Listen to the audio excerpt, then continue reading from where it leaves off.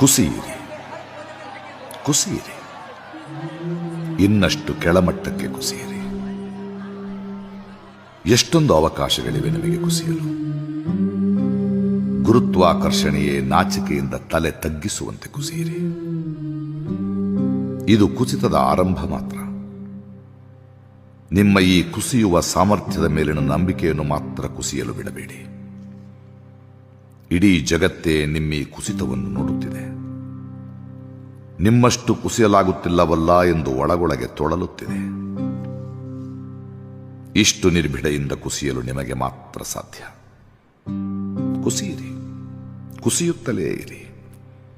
ಒಬ್ಬರೇ ಕುಸಿಯಬೇಡಿ. ರೂಪಾಯಿಯೊಂದಿಗೆ ಕುಸಿಯಿರಿ, ಚರಿತ್ರೆಯೊಂದಿಗೆ ಕುಸಿಯಿರಿ, ನಿರ್ಲಜ್ಜತೆಯೊಂದಿಗೆ ಕುಸಿಯಿರಿ, ನಿರ್ದಯತೆಯೊಂದಿಗೆ ಕುಸಿಯಿರಿ, ನಿಮ್ಮ ಹುಸಿ ಹೆಮ್ಮೆಯೊಂದಿಗೆ ಕುಸಿಯಿರಿ. ಈ ಜಗತ್ತು ನಿಮ್ಮಿಂದಲೇ ಕುಸಿಯುವುದನ್ನು ಕಲಿಯುತ್ತಿದೆ ಎಂಬ ನಂಬಿಕೆಯಿಂದ ಕುಸಿಯಿರಿ. ಮುಂಬರುವ ಪೀಳಿಗೆಗಳು ನಿಮ್ಮನ್ನು ಮೀರಿಸಿ ಕುಸಿಯಲು ಪ್ರೇರಣೆಯಾಗುವಂತೆ ಜೋರಾಗಿ ಕುಸಿಯಿರಿ, ಗದ್ದಲದೊಂದಿಗೆ ಕುಸಿಯಿರಿ, ನಾಲ್ಕು ದಿಕ್ಕುಗಳಿಂದ ಕುಸಿಯಿರಿ, ಸಂಪೂರ್ಣವಾಗಿ ಕುಸಿಯಿರಿ, ಕುಸಿಯಿರಿ.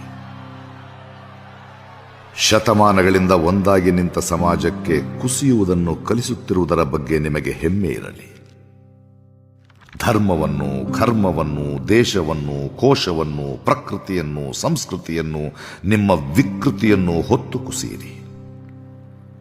ಇತಿಹಾಸ ನಿಮ್ಮಷ್ಟು ಕುಸಿದವರನ್ನು ಕಂಡೇ ಇಲ್ಲ.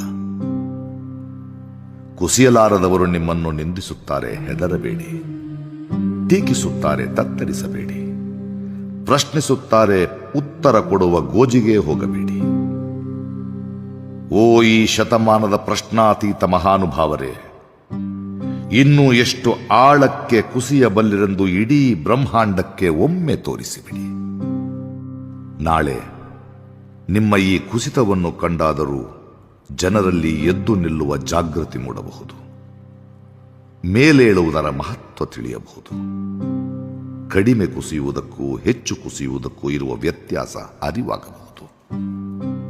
ಕುಸಿಯಿರಿ, ಕುಸಿಯುತ್ತಲೇ ಇರಿ.